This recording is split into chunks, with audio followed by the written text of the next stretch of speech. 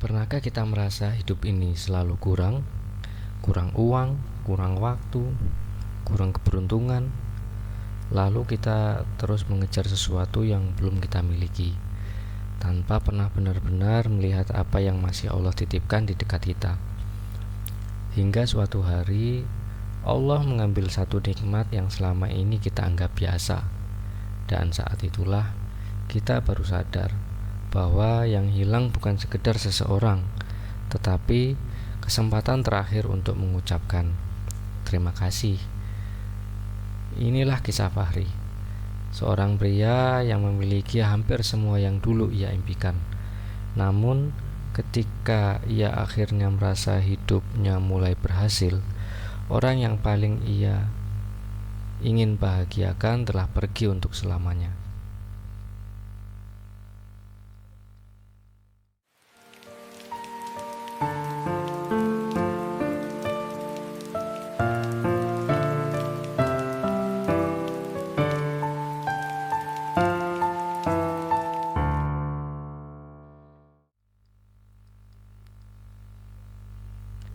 Matahari baru saja muncul di balik gedung-gedung tinggi ketika Fahri keluar dari apartemennya. Di usianya yang menginjak 48 tahun, hidupnya tampak seperti gambaran kesuksesan yang diimpikan banyak orang. Jabatan yang mapan, mobil yang nyaman, rumah yang cukup besar, anak-anak yang mulai tumbuh dewasa, istri yang setia menemani. Dari luar, tak ada yang tampak kurang. Namun hanya Fahri yang tahu, ada satu kebiasaan yang diam-diam menggerogoti keterangan hidupnya. Ia selalu merasa tertinggal. Setiap membuka media sosial, ia melihat teman-teman lamanya.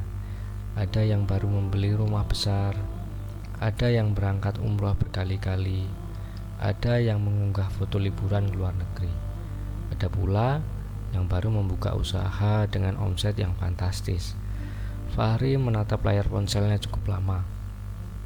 Kemudian, tanpa sadar ia menarik napas panjang. Kenapa hidup mereka terus naik, sedangkan aku masih begini? Padahal, ia sendiri telah memiliki lebih dari cukup. Tetapi hati yang selalu membandingkan tidak pernah mengenal kata cukup. Hari-harinya dipenuhi rapat, target, laporan, perjalanan dinas, telepon yang tidak pernah berhenti berbunyi. Ia berangkat sebelum matahari benar-benar tinggi dan pulang ketika anak-anak hampir tidur. Baginya, semua itu dilakukan demi keluarga, agar anak-anak tidak mengalami masa kecil yang penuh kekurangan seperti dirinya dahulu. Sebab Fahri tidak pernah lupa bagaimana sulitnya hidup ketika masih kecil. Ayahnya hanyalah seorang petani sederhana. Pagi hingga sore berada di sawah. Kadang pulang dengan pakaian penuh lumpur. Kadang hasil panennya gagal karena cuaca. Ibunya membantu dengan menjahit pakaian tetangga. Mereka hidup pas-pasan. Namun, rumah kecil itu selalu dipenuhi suara tawa. Saat itu Fahri tidak pernah menyadari bahwa yang disebut kaya bukan hanya soal uang, melainkan tentang kebersamaan. Sayangnya, kenangan itu perlahan terkalahkan oleh ambisi. Semakin dewasa, ia semakin sibuk mengejar kehidupan yang menurutnya lebih baik. Tanpa sadar, ia mulai menjauh dari kehidupan yang dulu membesarkannya. Di rumah, Siti sebenarnya sering memperhatikan perubahan suaminya. Setiap malam, Fahri pulang dalam keadaan lelah. Ia makan sambil memeriksa ponsel, sesekali membuka laptop lagi, kemudian tidur. Besok paginya semuanya terulang. Siti tidak pernah memarahinya. Ia tahu suaminya bekerja keras, namun ada sesuatu yang membuat hatinya gelisah. Suatu malam, ia berkata pelan, "Sudah hampir 2 bulan kita belum pulang ke rumah bapak dan ibu." Fahri tetap menatap layar laptop. "Ya, nanti kalau proyek ini sudah selesai." Jawabannya itu terdengar biasa. Namun, itulah jawaban yang terus berulang. Nanti. Padahal tidak semua hal bisa menunggu.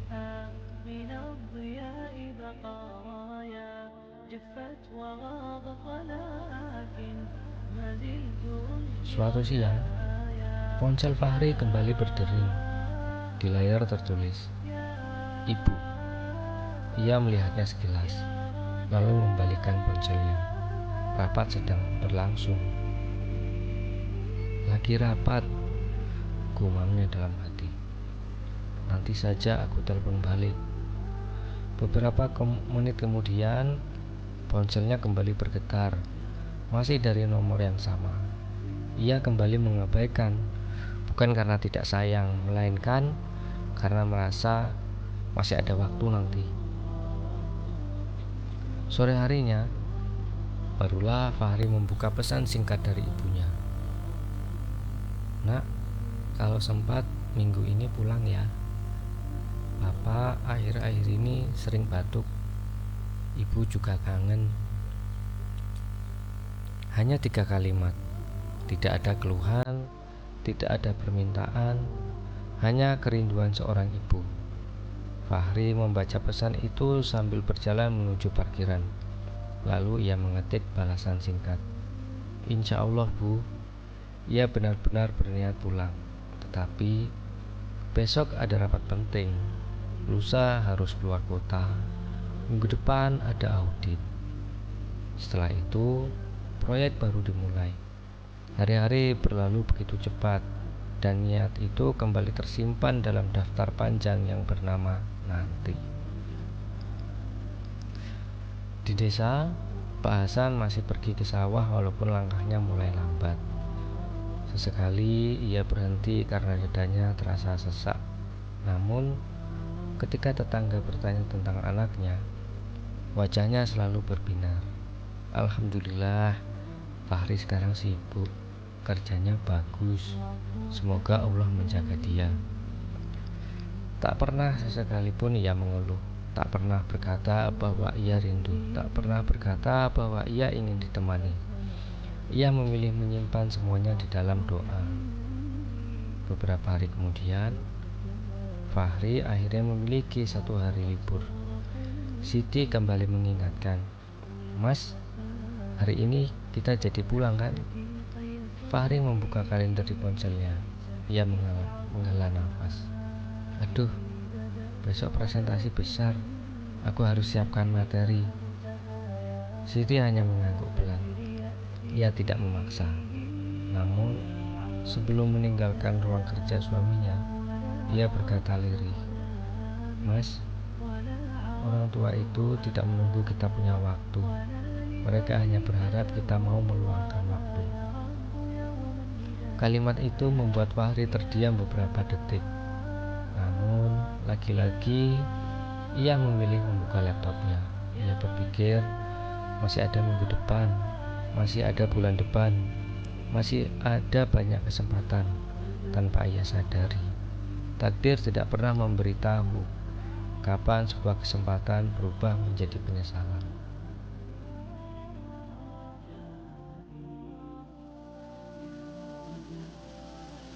Minggu demi minggu berlalu, kesibukan Fahri justru semakin padat. Proyek yang ia tangani memasuki tahap akhir. Hampir setiap hari ia pulang larut malam. Bahkan di hari libur, laptopnya tetap terbuka di meja makan. Baginya, semua pengorbanan itu adalah bentuk tanggung jawab sebagai kepala keluarga. Namun ada satu hal yang tak pernah ia sadari.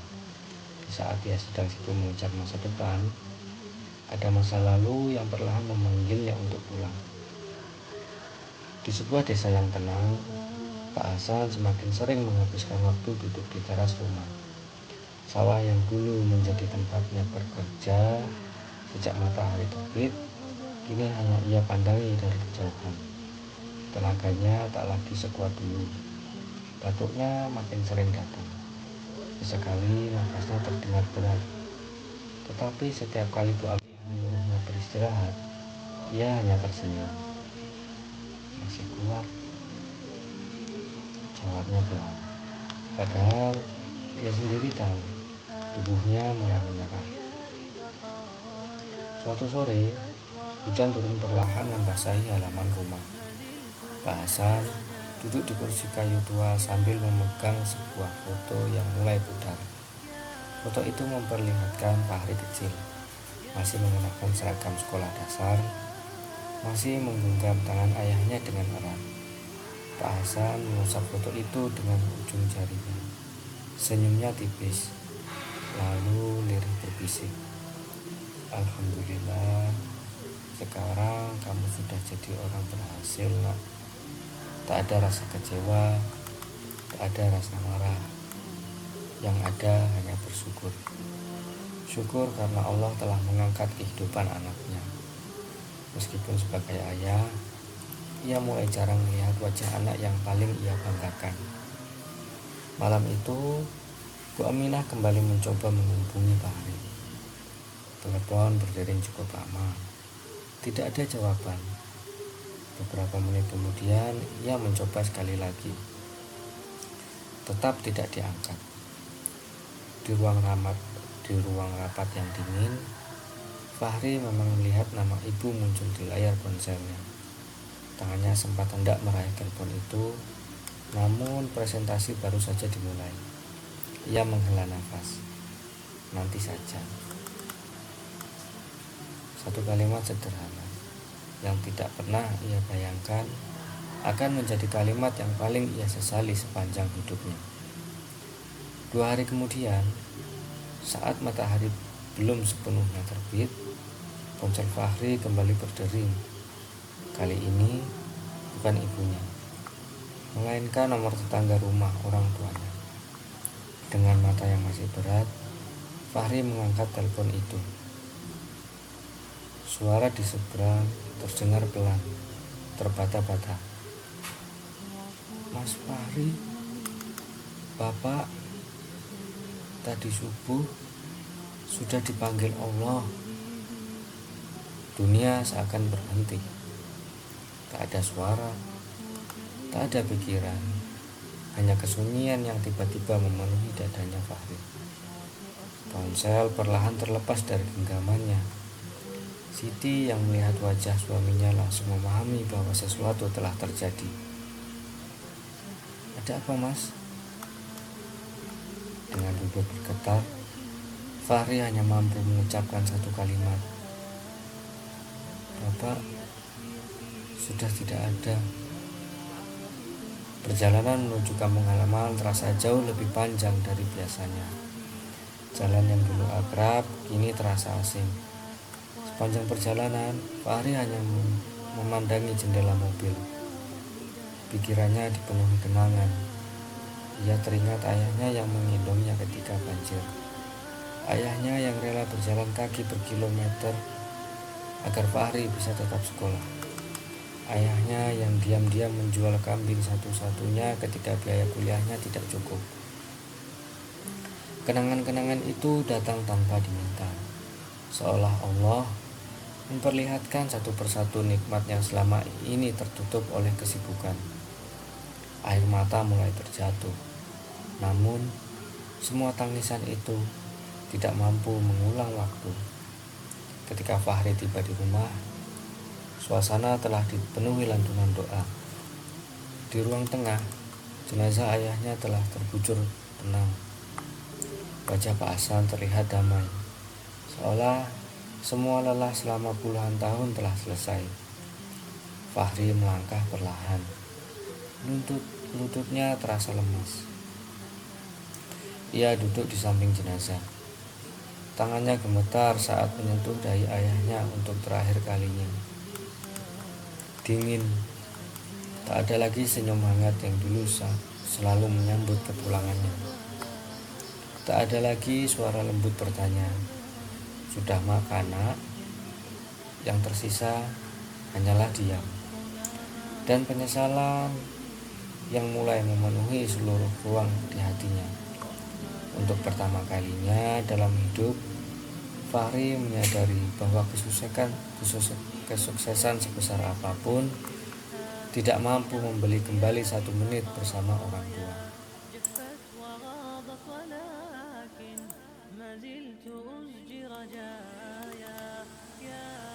Hari-hari setelah pemakaman terasa sangat sunyi. Rumah yang dulu selalu hidup oleh suara ayahnya kini hanya dipenuhi kipas angin tua dan langkah kaki Bu Aminah yang semakin pelan. Fahri memutuskan tinggal beberapa hari lebih lama, bukan karena pekerjaannya telah selesai, tetapi karena untuk pertama kalinya ia merasa benar-benar ingin berada di rumah. Ia mulai membantu ibunya merapikan kamar ayah, melipat pakaian, membersihkan rak buku, menyusun kembali peralatan bertani yang sudah tak akan pernah digunakan lagi. Setiap sudut rumah menyimpan kenangan, dan setiap kenangan menjadi luka baru bagi Fahri. Saat membersihkan lemari kayu tua, Fahri menemukan sebuah kotak kecil yang tertutup debu. Kotak itu sederhana, terbuat dari kayu jati yang mulai kusam.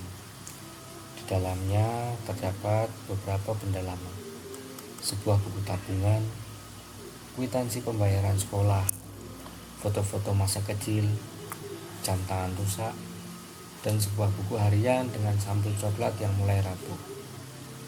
Di halaman pertama tertulis dengan tulisan tangan yang sederhana, catatan syukur Pak Hasan.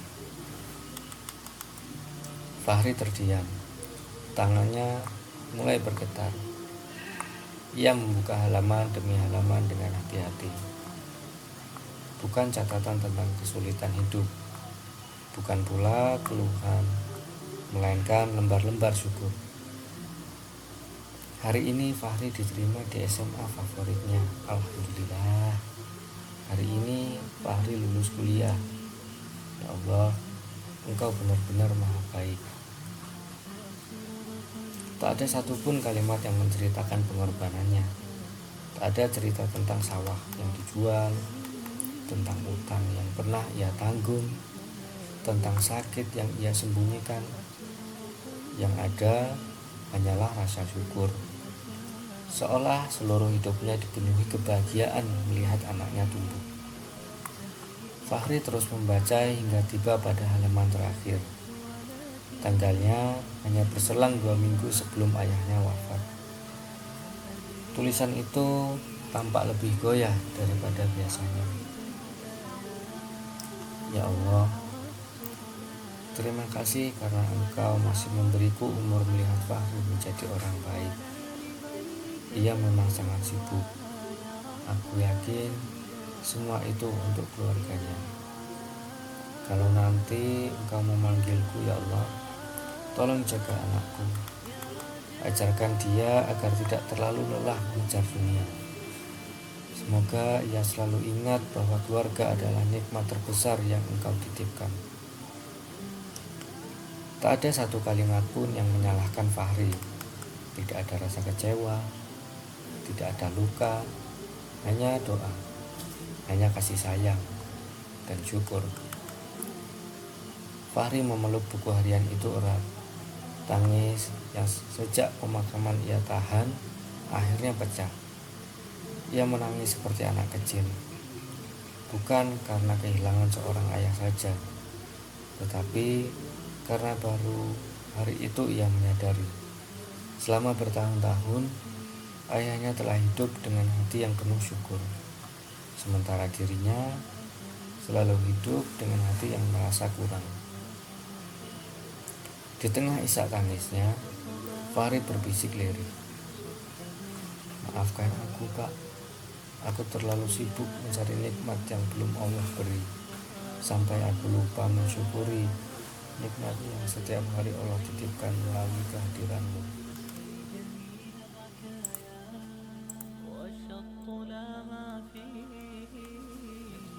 Malam itu, Fahri tidak bisa tidur.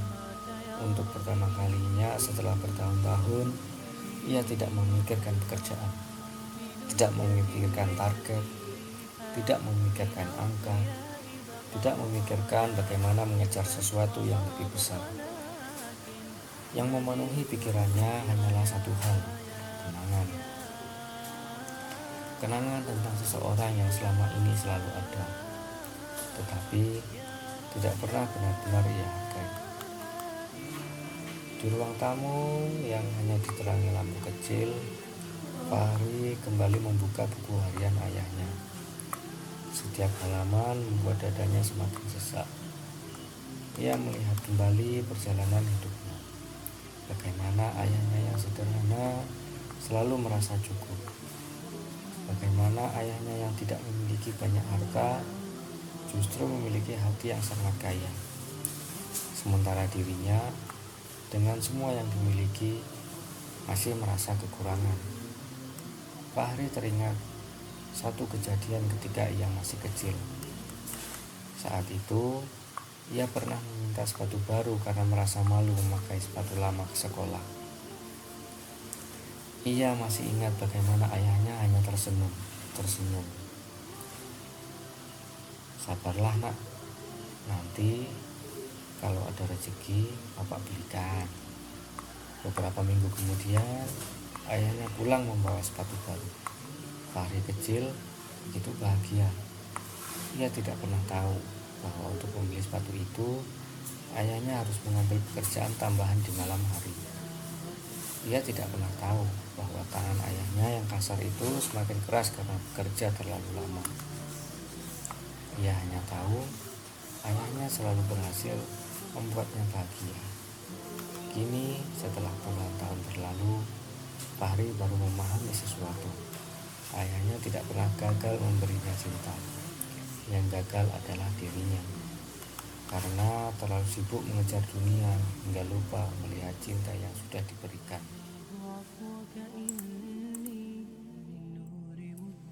Dalam kehidupan manusia, ada banyak nikmat yang sering tidak dianggap sebagai nikmat. Kita terbiasa melihat apa yang belum kita miliki, tetapi jarang berhenti untuk menghitung apa yang sudah Allah berikan. Kita mengeluh tentang rumah yang kecil, padahal masih ada tempat untuk pulang. Kita mengeluh tentang pekerjaan yang melelahkan, padahal masih banyak yang berharap mendapatkan pekerjaan. Kita merasa hidup kurang sempurna, padahal mungkin ada orang lain yang sedang berdoa agar memiliki apa yang kita miliki hari ini. Allah telah mengingatkan manusia dalam Al-Quran. Dan ingatlah ketika Tuhanmu memaklumkan, sesungguhnya jika kamu bersyukur, niscaya Allah akan menambah nikmat kepadamu. Tetapi jika kamu mengingkari nikmat Allah, maka sesungguhnya azab Allah sangat pedih. Itu adalah arti dari Quran Surat Ibrahim ayat 7. Ayat ini bukan hanya berbicara tentang bertambahnya harta, tetapi tentang bertambahnya keberkahan di dalam hati. Seseorang yang bersyukur mungkin tetap memiliki kehidupan sederhana, namun hatinya merasa cukup. Sebaliknya, seseorang yang tidak bersyukur bisa memiliki banyak hal, tetapi hatinya selalu merasa kosong. Fahri yang selama ini tidak kekurangan nikmat, ia hanya kehilangan kemampuan untuk melihat nikmat itu. Ia memiliki seorang ayah yang selalu mendoakannya, tetapi ia terlalu sibuk mengejar pengakuan dunia. Ia memiliki seorang ibu yang selalu menunggu kabarnya, tetapi ia menganggap waktu bersama keluarga bisa ditunda. Ia memiliki rumah yang hangat, tetapi pikirannya selalu berada di tempat lain.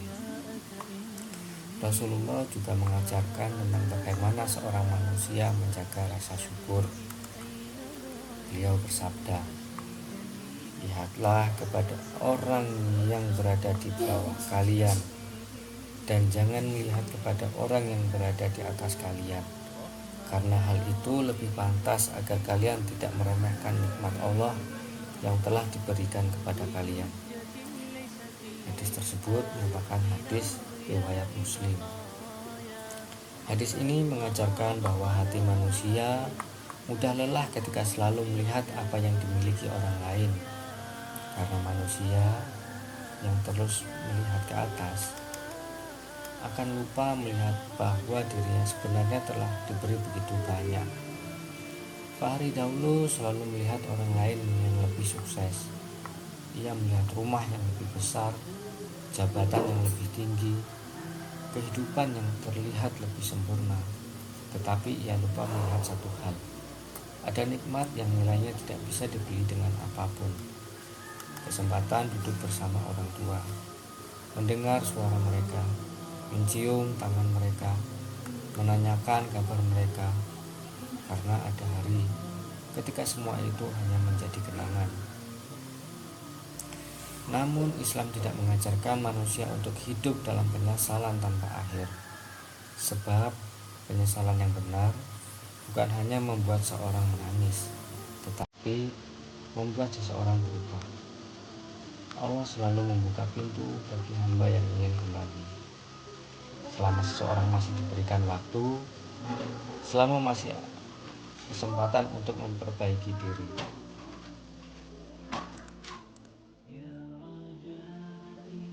Kisah Fahri bukan hanya tentang seorang anak yang kehilangan ayahnya.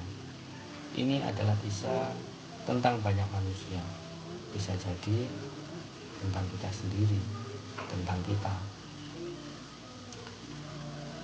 Tentang bagaimana terkadang kita terlalu sibuk mengejar sesuatu yang belum ada, sampai lupa menjaga sesuatu yang sudah ada.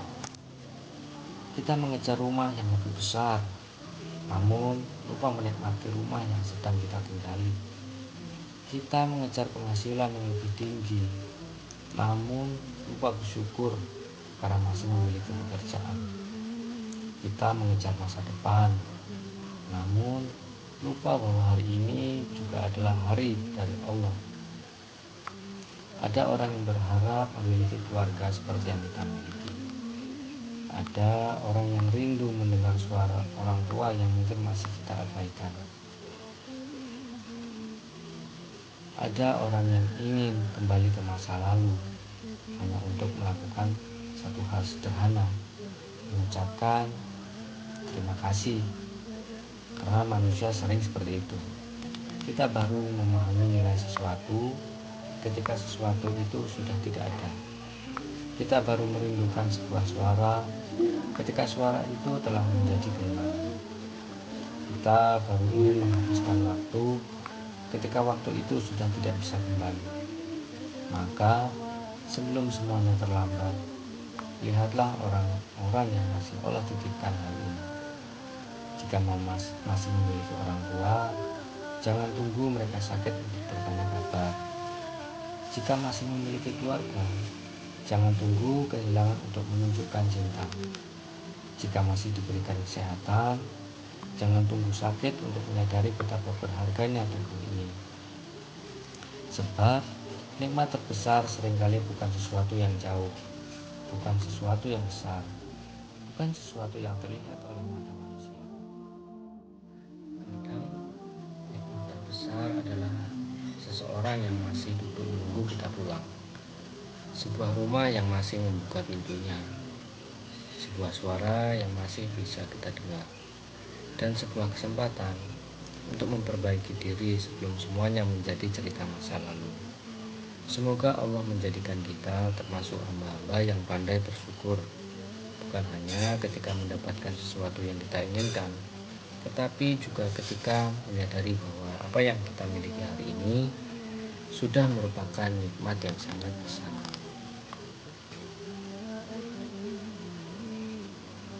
Jangan sampai kita menjadi orang yang menangisi kehilangan, padahal sebelumnya kita jarang menghargai keberadaan.